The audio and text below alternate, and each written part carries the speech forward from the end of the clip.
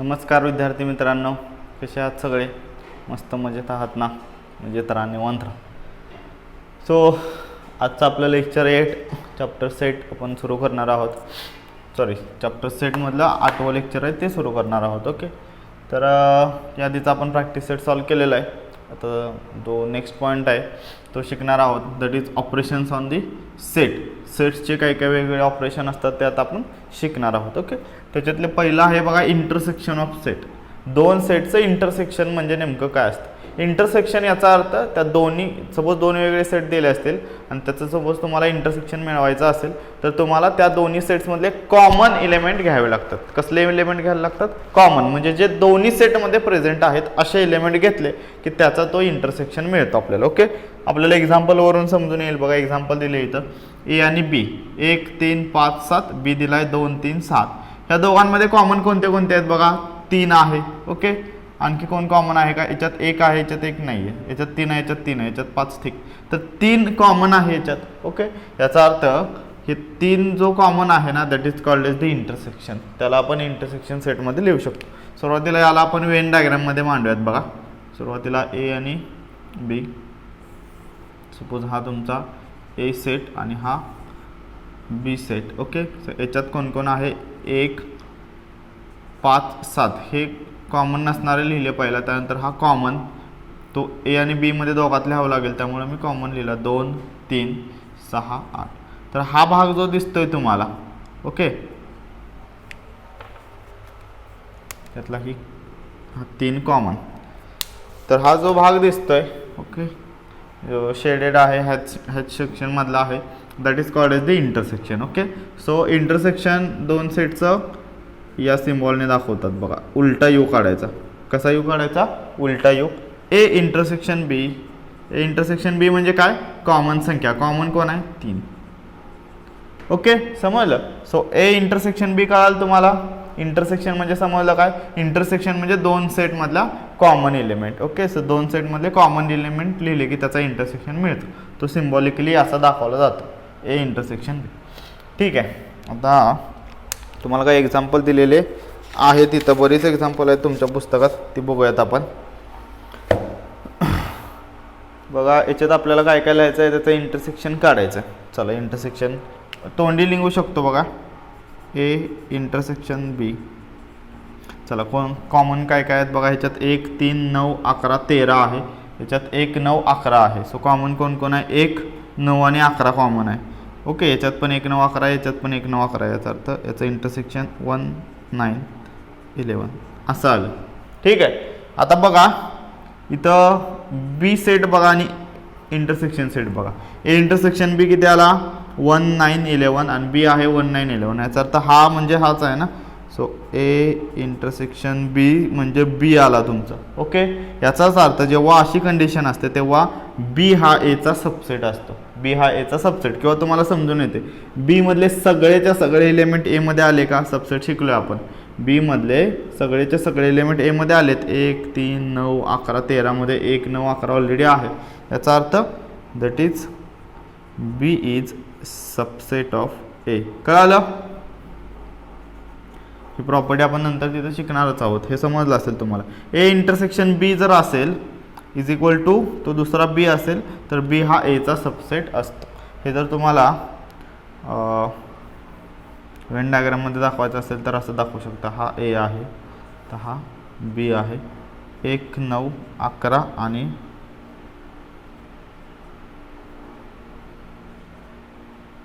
Okay, आणि राहिलेले कोण? 1 9 11 राहिला, 3 आणि 13. समजते? ठीक, तर ह्या प्रॉपर्टी तर बेसिक एकदम सोपे आहेत. हे एक्झाम्पल खूप सोपे असतात त्याचे. आता रिमेंबर दिसमध्ये याने दिले बघा. जर ए इंटरसेक्शन बी असेल तर बी इंटरसेक्शन ए, ए इंटरसेक्शन बी आणि बी इंटरसेक्शन ए दोन्ही समान असतात. बघा, ए इंटरसेक्शन बी किती आला? 3 आणि बी इंटरसेक्शन ए पण तेच. बी इंटरसेक्शन ए याचा अर्थ पण दोघांच्यातले कॉमनच. त्यानंतर if A is subset of B then A intersection B is equal to A. जर ए हा बीचा सबसेट असेल तर ए इंटरसेक्शन बी हा ए आहे. जसं की मगाशी आत्ता बघितलं आपण, जर बी हा एचा सबसेट असेल तर ए इंटरसेक्शन बी बरोबर बी येतं. तसंच जर ए हा बीचा सबसेट असेल तर ए इंटरसेक्शन बी बरोबर ए येते. ओके बघा, ए हा बीचा सबसेट आहे, याचा अर्थ ए हा लहान सेट आहे, बी हा सगळ्यात मोठा सेट आहे इथं, त्यामुळे दोघांचं इंटरसेक्शन हा ए येणार आहे. जर इथं बी इंटरसेक्शन ए असतं तर इथं बी असतं, जसं की या केसमध्ये. बारकाईनं बघा, समजून येईल तुम्हाला. त्यानंतर A intersection B is equal to B, हे फक्त लक्षात ठेवा, हे प्रॅक्टिकली वगैरे आपल्याला प्रूव्ह करता येतं. ओके, ह्या प्रॉपर्टीज फक्त लक्षात ठेवा. A intersection B is equal to B असेल तर बी हा एचा सबसेट, या केसप्रमाणे ए इंटरसेक्शन बी बरोबर बी असेल तर बी हा एचा सबसेट मिळतोय. ओके, आता ए इंटरसेक्शन हा एचा सबसेट असतो, ए इंटरसेक्शन बी हा एचा सबसेट असतो. सिमिलरली ए इंटरसेक्शन बी हा बीचा पण सबसेट असतो. बघा इथं ए इंटरसेक्शन बी काय ती 3 आहे, तर 3 बी मध्ये पण येतं आणि 3 ए मध्ये पण येतं. तर दोन्हीही हे इंटरसेक्शन सेट हा दोन्ही सेटचा सबसेट असतोच. त्यानंतर A intersection A complement is equal to 5, तो तुमचा एम्प्टी सेट असतो किंवा नल सेट असतो. का? ए आणि ए कॉम्प्लिमेंटमध्ये काहीच कॉमन नसतं ना, इंटरसेक्शनचा अर्थ कॉमन. सो इथं काय कॉमन आहे का? नाही, त्यामुळं 5 येतं आन्सर. त्यानंतर A intersection A is equal to H असतो. ए आणि ए मध्ये कॉमन कुठल्या संख्या? एच्याच सगळ्या. हे काय बेसिक प्रॉपर्टीज आहेत, काही गरजेचं नाही एवढं लक्षात ठेवणं. ए इंटरसेक्शन 5 हा 5 असतो. ए आणि 5 सेटमध्ये काहीच नसतं कॉमन. ठीक आहे, सो हे फक्त लक्षात ठेवा. लक्षात राहिलं तर ठीक, नाही तर नाही राहिलं तरी चालतं, काय प्रॉब्लेम नाही, ह्याच्यावरून आपल्याला सोडवता येतं आहे. Disjoint sets. डिसजॉइंट सेट्स म्हणजे काय? तर असे दोन सेट्स ज्याच्यात काहीच कॉमन नाही, दोन पूर्णतः वेगवेगळे सेट जे असतात त्यांना आपण डिसजॉइंट सेट्स असं म्हणतो. डिसजॉइंट सेट म्हणजे कुठले? दोन वेगवेगळे सेट. ए बघा 1 3 5 9 आहे, बी आहे 2 4 8. तर हे सपोज वेन डायग्रामने काढलं मी, तर ए आणि हा बी दोन्ही वेगवेगळे लिहावे लागतील. का? तर कॉमन काहीच नाही ह्याच्यात, 1 3 5. ओके, तर ह्याच्यात कॉमन का आहे का? नाही, त्यामुळे हे डिसजॉइंट सेट म्हटले जातात. आता तुम्हाला काय ॲक्टिव्हिटी दिल्यात बघा. पहिली एक ॲक्टिव्हिटी दिली आहे, त्याच्यात काय सांगितलं आहे? ए बी सी हे सेट ऑब्झर्व करा वेन डायग्राममधले आणि write of which of these are disjoint set. याच्यातले डिसजॉइंट सेट कोण कोण आहेत बघा. कुणाच्यात काहीच कॉमन आहे? ए आणि सी, बरोबर. सी मधले तर बी मध्ये सगळे आहेत, बी मधले ए आणि बी आणि ए मध्ये 3 आणि 6 कॉमन आहे, पण ए आणि सी मध्ये काय common? So therefore set A and C R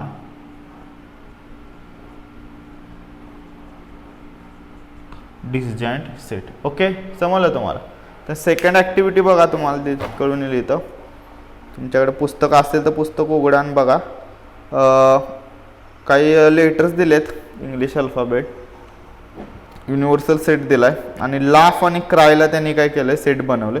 तर लाफ आणि क्राय हे दोन वेगवेगळे सेट आहेत, त्याच्यात कोणच कॉमन नाही. दोन्ही सेटमध्ये एकही लेटर कॉमन नाही, याचा अर्थ हे दोन्हीही डिसजॉइंट सेट आहेत. ओके, तर हे पॉज करून व्यवस्थित लिहून घ्या, समजून घ्या.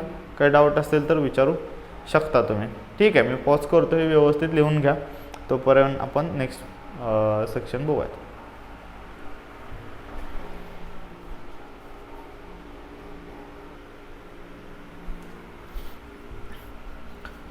ओके, चला आता नेक्स्ट पॉईंट बघूयात. Union of two sets. दोन सेटचं युनियन म्हणजे नेमकं काय? याआधी आपण इंटरसेक्शन बघितलं, आता आपण युनियन शिकायचं. बघा, युनियन म्हणजे काय? ए आणि बी या दोन्ही सेटमधले सगळे एलिमेंट जर एखाद्या सेटमध्ये घेतले तर त्याला आपण युनियन म्हणतो. इंटरसेक्शन कशाला म्हणत होतो आपण? ए आणि बी या दोन सेटमधले जर कॉमन एलिमेंट आपण घेतले तर त्याला आपण इंटरसेक्शन म्हणत होतो. आणि सगळेच एलिमेंट दोन्ही सेटमधले सगळे आहे तेवढे आहे, जेवढे आहेत तेवढे सगळे एलिमेंट घेतले तर त्याला आपण युनियन म्हणतो. ओके, आणि हे युनियन लिहिलं कसं जातं बघा. फॉर एक्झाम्पल इथं एक काम करूया आपण. पहिला काय करू, याचे वेन डायग्राम काढू. ए आणि बी कॉमन कोण कोण आहे बघा. तर 0 कॉमन आहे फक्त. ओके, ठीक आहे. सो हा ए असेल, हा बी असेल, ए बी. 0 कॉमन आहे, ह्याच्यात आहे -1 -3 -5 हा 0 आणि ह्याच्यात 0 3 5. आता मला जर याचा युनियन लिहायचा असेल, कॉमन नाही लिहायचं, युनियन कसं दाखवलं जातं? तर युनियन दाखवले जातात ए आणि यू काढायचा, सरळ यू, ए युनियन बी. बघा, इंटरसेक्शनला आपण उलटा यू काढत होतो, आणि युनियनला सरळ यू काढतात, ए युनियन बी. याला कसं रीड करायचं, ए युनियन बी. आणि या सेटमध्ये येणार काय, तर जेवढे सगळे आहेत तेवढे एलिमेंट, जे रिपीट आहेत ते मात्र एकदाच लिहायचे. ओके.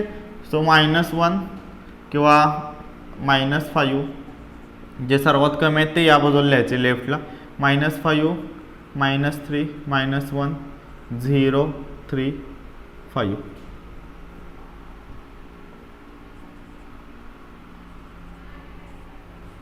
ओके, समजलं. तर या पद्धतीने आपण युनियन लिहितो. तर युनियन म्हणजे समजलं असेल तुम्हाला. युनियन म्हणजे काय, तर जेवढे आहेत तेवढे दोन्ही सेटमधले सगळे एलिमेंट लिहिले. -5 -3 -1 त्यानंतर 0 3 5. जो रिपीट आहे 0 रिपीट आहे तो मात्र एकदाच लिहायचा. ओके, ठीक. तर याच्यावरून काय एक्झाम्पल आहेत आपण सॉल्व्ह करूया. युनियन आणि इंटरसेक्शन तुम्हाला आता समजलं असेल. ठीक. पहिला त्यांनी बघा काय लिहायला सांगितलं आपल्याला, यू म्हणजे युनिव्हर्सल सेट. युनिव्हर्सल सेट म्हणजे जे या चौकोनात येते, म्हणजे थोडक्यात सगळेच एलिमेंट. ओके.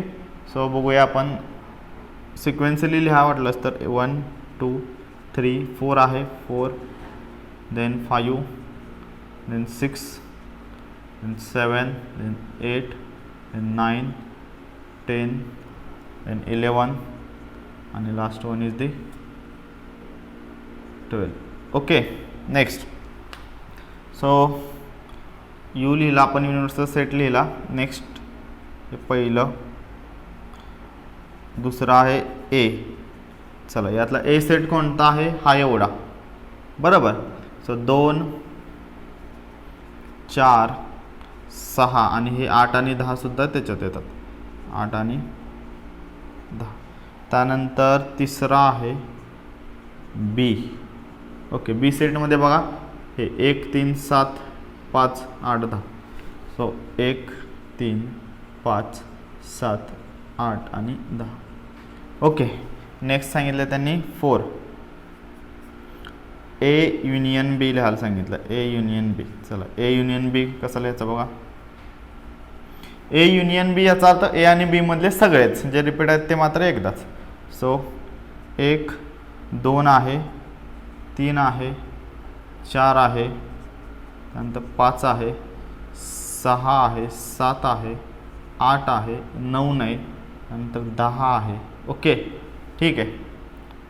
बघा जेवढे आहे तेवढे सगळे लिहिले, एकदाच लिहायचे फक्त. 8 आणि 10 8 आणि 10 8 आणि 10 रिपीट झालेलं. ओके. हे 5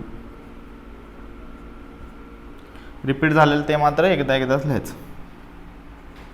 पाचवं ए कॉम्प्लिमेंट, सॉरी पाचवा काय, ए इंटरसेक्शन बी. चला ए इंटरसेक्शन बी सांगा. ए इंटरसेक्शन म्हणजे ए आणि बी मधले कॉमन. 8 आणि 10 आकृतीवरून कळून येते किंवा तुम्हाला इथं ह्याच्यात कळून येते. 8 आणि 10 कॉमन आहेत.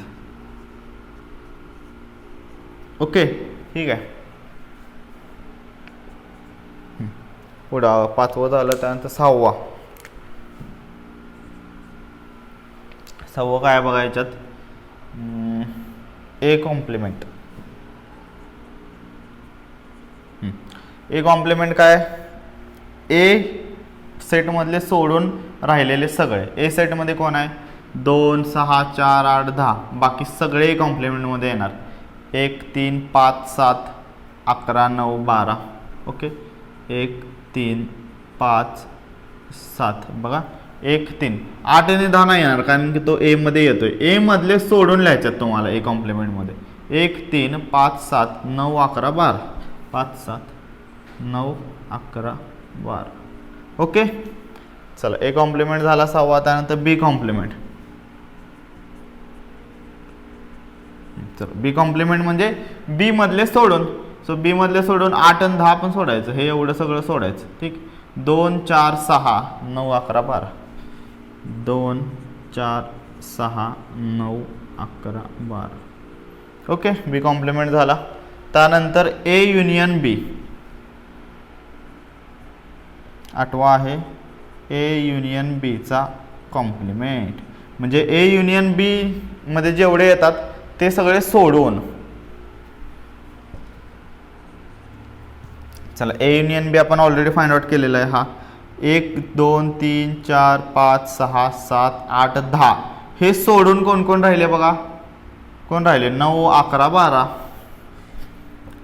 9 11 आणि 12 ओके पुढं 9 काय आहे ए इंटरसेक्शन बी चा कॉम्प्लिमेंट चला ए इंटरसेक्शन बी मध्ये कोण आहे 8 10 हे सोडून बाकी सगळे 8 आणि 10 सोडा बाकी सगळे लिहायचे 1 3 सॉरी व्यवस्थित लिहूया 1 2 3 4 5 6 7 8 नाही घ्यायचा 9 10 घ्यायचा नाही 11 आणि 12 ओके समजलं तर या पद्धतीने हे आपण सॉल्व करायचं सोप्पं आहे व्यवस्थित जर बघितलं तर तुम्हाला लगेच सुटेल चला आता इथे एक्झाम्पल ए आणि काहीतरी दिलेलं आहे तर याचा ए युनियन बी बघा ए युनियन बी ए आणि बी मधले सगळे लिहायचे 1 त्यानंतर 2 कॉमन आहे तो एकदाच 3 4 आणि 5 ओके ठीक आता इथं आपण वेन डायग्रामने सुद्धा सोडूया हे ए बघा आता इथं कळेल तुम्हाला ए सगळ्यात मोठा दिसतोय आणि 2 आणि 3 म्हणजे बी आहे तो पूर्णपणे ए मध्ये आहे 2 आणि 3 1 2 3 4 5 ओके तर इथं काय आलं सांगा मला ए युनियन बी म्हणजे ए आला हियर ए युनियन बी म्हणजे काय आला ए आला तुमचा therefore B is subset of B जर ए युनियन बी ए असेल तर बी हा एचा सबसेट असतो तर ह्या फिगरवरून तुम्हाला लक्षात येतं ह्या काय प्रॉपर्टीज एवढ्या पाठ करायची गरज नाही ते तुम्हाला शिकत शिकत व्यवस्थित समजून येते ओके हे वेगळ्या प्रॉपर्टीज दिल्यात बघा ए युनियन बी म्हणजेच बी युनियन ए असतो त्यानंतर इफ जर ए बीचा ए हा बीचा सबसेट असेल तर ए युनियन बी बरोबर बी असेल similarly A subset of A union B B subset of A union B A आणि बी हे दोन वेगळे सेट असतात ते त्यांच्या युनियनचे सबसेट असतात नेहमी A union A complement is universal set A आणि ए कॉम्प्लिमेंटचा जो काय युनियन असतो तो युनिव्हर्सल सेट असतो त्यानंतर A union A is always A आणि A union phi is A okay त्या काही वेगळ्या लक्षात ठेवायची गरज नाही ते तुम्हाला एक्झाम्पलमध्ये समजतं ते ठीक तर हे व्यवस्थित पॉज करून लिहून घ्या त्यानंतर आपण काही वर्ड प्रॉब्लेम किंवा number of elements in a set हे वगैरे शिकणार ठीक आहे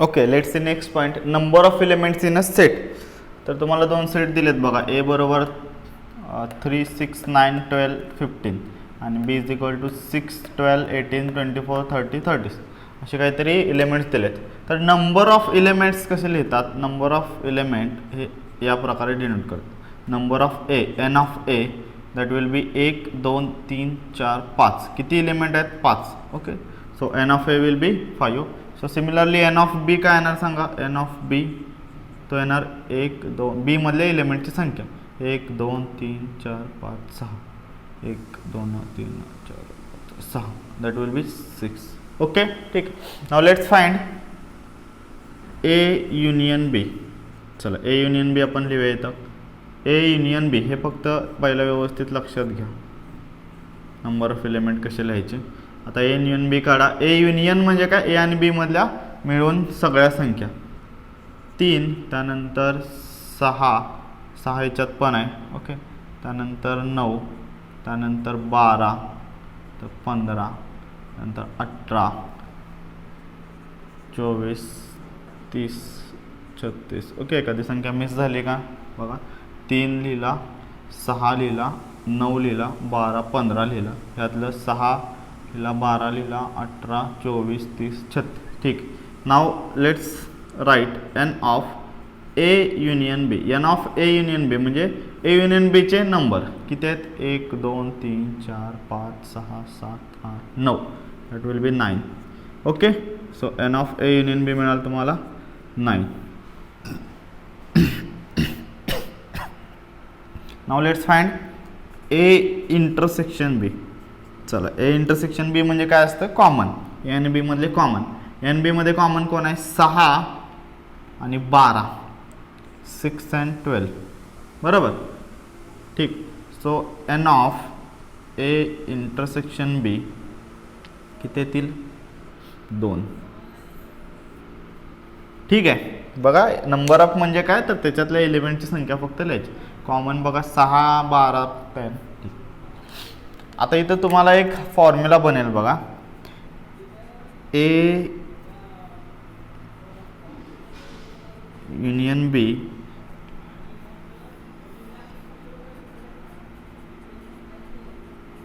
is equal to N of A plus N of B. Okay, N of A plus N of B minus N of A intersection B. तुम्हाला लक्षात येईल बघा. N of A union B किती आहे हा फॉर्म्युला महत्त्वाचा आहे, तो पाठ करायचा. तो अगदी 12वीपर्यंत तुम्हाला उपयोगी पडतो.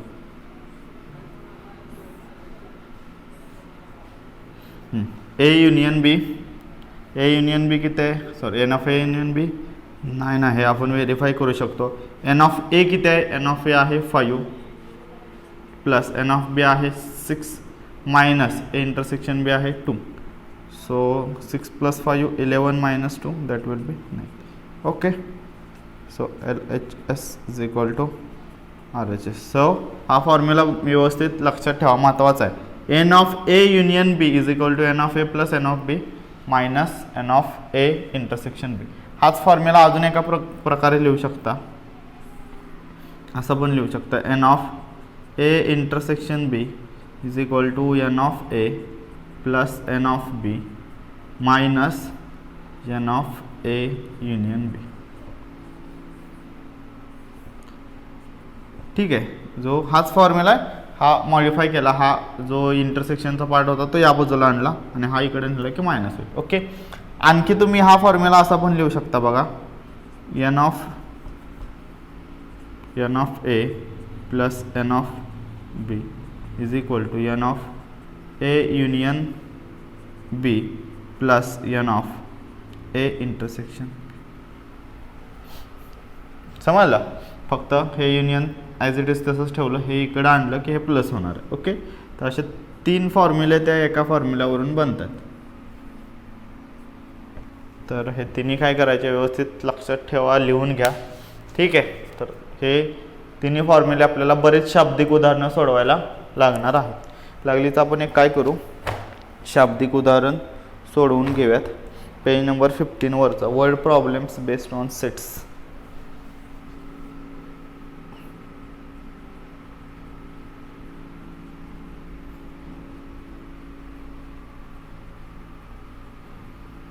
ठीक आहे. ते प्रॉब्लेम काय लिहित नाही, प्रॉब्लेम तुमच्या पुस्तकात आहे. मी फक्त इथं वाचतो बघा. In a class of 70 students 45 students like to play cricket. 70 विद्यार्थ्यांचा एक वर्ग आहे, त्याच्यात 45 विद्यार्थी क्रिकेट खेळतात. 52 students like to play kho kho. 52 विद्यार्थी खो खो खेळतात. All the students like to play at least one of the 2 games. एक ना एक तरी विद्यार्थी म्हणजे प्रत्येक विद्यार्थी एक ना एक गेम तरी खेळतो. ओके. म्हणजे प्रत्येक विद्यार्थी काही ना काहीतरी खेळतातच या 2 गेमपैकी. Now how many students like to play cricket और खो खो. मग फक्त खो खो आणि फक्त क्रिकेट खेळणारे विद्यार्थी किती आहेत. ओके. हे आपल्याला इथं फाइंड आउट करायचं आहे. समजतं. आता हे आपण ह्या फॉर्म्युलांच्या मदतीनं कसं सॉल्व करू शकतो बघा. पहिला एक काम करू, जे टोटल नंबर ऑफ स्टुडंट्स आहेत, टोटल नंबर ऑफ स्टुडंट्स किती आहेत 70. एकूण विद्यार्थी 70 आहेत. सो एकूण जे विद्यार्थी येतात ते एकूण कशात लिहितो आपण, एकूण लिहितो युनियनमध्ये. बरोबर का. युनियनमध्ये तुम्हाला समजून येईल बघा, सगळे विद्यार्थी आहेत. ओके. समजलं. सो लेट हियर ए किंवा टोटल असं म्हणू, टोटल पेज नंबर किती आहे हा 15. Total students in a class that will be A n of A union B that is 70. कळालं. एकूण विद्यार्थी आहेत एकूण आपण ह्याच्यात लिहितो युनियनमध्ये लिहितो म्हणून आपण त्याला युनियन म्हणलं. 69 आहे. त्यानंतर आपल्याला काय दिलेत 45 students. Then now students who play cricket. Okay, that will be N of A मानू त्यांना. सो क्रिकेट खेळणारे विद्यार्थी किती आहेत आपल्याकडं 45. N of A will be 45. Okay, आता हे या 45 मधले असेही पण काही विद्यार्थी आहेत जे खो खो पण खेळतात, पण ते सुद्धा आपल्याला इथं घ्यावे लागतातच. त्यानंतर students who play kho kho. So that त्यांना आपण एन ऑफ बी म्हणूया. तर हे किती आहेत 52. ओके, आता त्यांनी काय सांगितलंय तर फक्त खो खो आणि फक्त क्रिकेट खेळणारे विद्यार्थी फाइंड आउट करायचे. तर याच्यात काय करायचं, सिंपल हा फॉर्म्युला आपण वापरूया बघा. याच्यात आपल्याला याची किंमत मिळेल एन ऑफ ए, किंवा हा फॉर्म्युला वापरू. आपल्याकडे युनियन आहे, एन ऑफ ए आहे, एन ऑफ बी आहे. आपल्याकडे n of A intersection B नाही, तर हा फॉर्म्युला वापरू. So here n of A intersection B is equal to N of A plus N of B minus n of A union B. Okay, now n of A is what? N of A is 45 plus n of B is what? 52 minus n of A intersection B. A intersection B, sorry, A union B, that is 70. You will get n of A intersection of n of A intersection B is equal to 52 अधिक 45 किती आले 117. Sorry 52 अधिक 97 आले. 97 वजा 70. So will get 27. N of A intersection B मिळाल तुम्हाला 27. Okay, ठीक आहे. आता तुम्हाला काय सांगितलंय, फक्त ए इंटरसेक्शन म्हणजे कॉमन विद्यार्थी. कॉमन विद्यार्थी असे की जे दोन्ही खेळ खेळतात, बरोबर. इंटरसेक्शन आपण कॉमन घेतो ना, ए आणि बी मधले कॉमन 27 आहेत, म्हणजे फक्त खो खो आणि क्रिकेट खेळणारे असे विद्यार्थी आहेत ते. ओके, जे 27 जण खो खो पण खेळतात आणि क्रिकेट पण खेळतात. मग इथं आपल्याला काय विचारले, students who only play cricket. फक्त क्रिकेट खेळणारे कसे काढणार, मग हे कॉमन आहेत ते वजा करून टाकायचे. ओके, सो एकूण किती आहेत, N of A minus N of A intersection B. So N of A किती आहे 45 वजा ए इंटरसेक्शन बी किती आहे 27. सो 45 वजा 27 किती आले, 45 वजा 27, 15 7 गेले 28, 1 18. ओके, सो 18 विद्यार्थी फक्त क्रिकेट खेळतील. आणि now students who only play kho kho. फक्त खो खो खेळणारे कसे काढणार, मग N of B minus N of A intersection B. B kho खोचा सेट आहे ना, so 52 minus 27. Okay, 52 minus 27 25. Okay, समजलं. तर या पद्धतीने आपण हे सॉल्व करू हे एक काम करा, हे एवढं पॉज करून व्यवस्थित लिहून घ्या. हे अजून एका मेथडने आपण सॉल्व करू शकतो, वेन डायग्रॅमने. ओके, फक्त हे पॉज करून व्यवस्थित लिहून घ्या. हे मग मी इरेज करतो. ठीक आहे, लिहून घेतलं पुस्तक.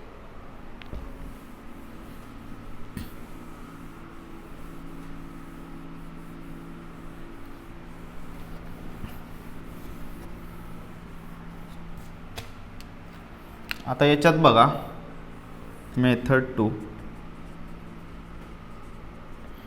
वेन डायग्रामने आपण सॉल्व करूयात. याच्यात काय सांगितलंय, एकूण क्लासमध्ये विद्यार्थी किती आहेत 70. सो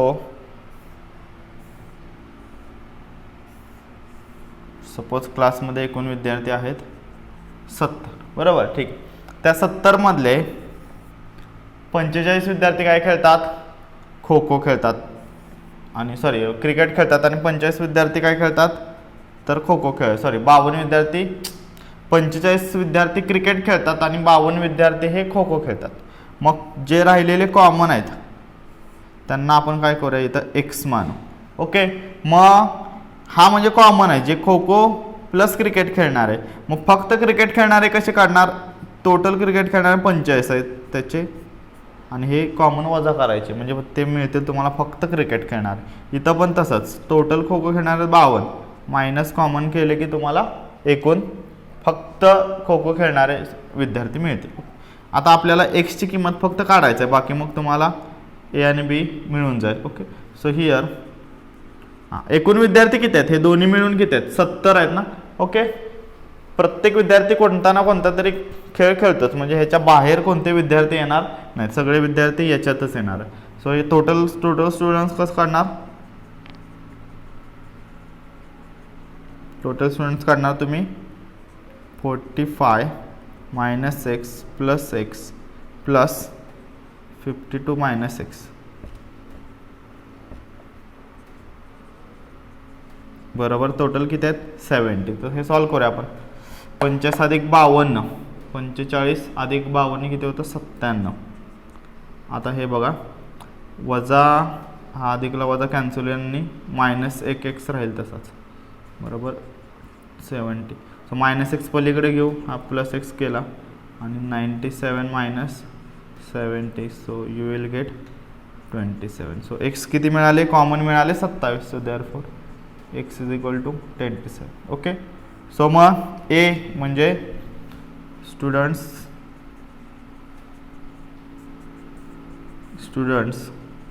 हू ओनली प्ले क्रिकेट.